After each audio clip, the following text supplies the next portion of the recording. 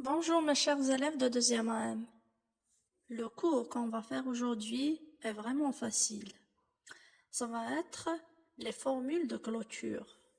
Dans la première séquence, on a fait les formules d'ouverture.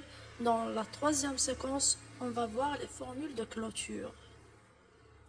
Allez, on va lire ensemble ces phrases. Depuis ce jour, le bûcheron et sa famille vécurent heureux à l'abri du besoin. Depuis lors, les villageois ne confièrent plus leurs moutons aux bergers menteurs. À partir de ce jour, tout le royaume vécut dans la paix et le bonheur. Voilà.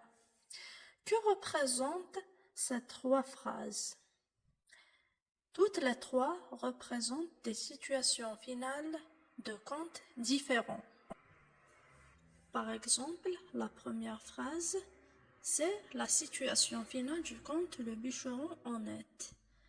La deuxième, c'est la fin du conte Le berger menteur. Donc le berger menteur, c'est un enfant qui avait l'habitude de garder ou bien de surveiller tous les moutons du village dans la montagne. Un jour, il a décidé de mentir. Il a commencé à crier « Oh, il y a un loup, il y a un loup !» Donc tous les villageois sont partis à son secours, mais ils ont trouvé qu'il n'y avait pas de loup. Le lendemain, il a refait la même chose, en criant qu'il y avait un loup.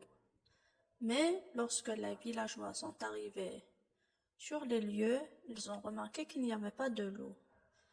Donc, ils ont conclu que ce petit garçon était un menteur. La troisième fois, lorsqu'un vrai loup est apparu, le petit villageois a commencé à crier. Il a crié « Il y a un loup, aidez-moi !» Mais personne n'est venu. Pourquoi? Parce que les villageois ont cru qu'il avait menti encore une fois. C'est ça le résumé de l'histoire du berger menteur. Alors maintenant, on a dit que ces trois phrases représentent des fins de conte. Par quelles expressions commencent ces fins? Elles commencent avec « depuis ce jour »,« depuis lors » et « à partir de ce jour ».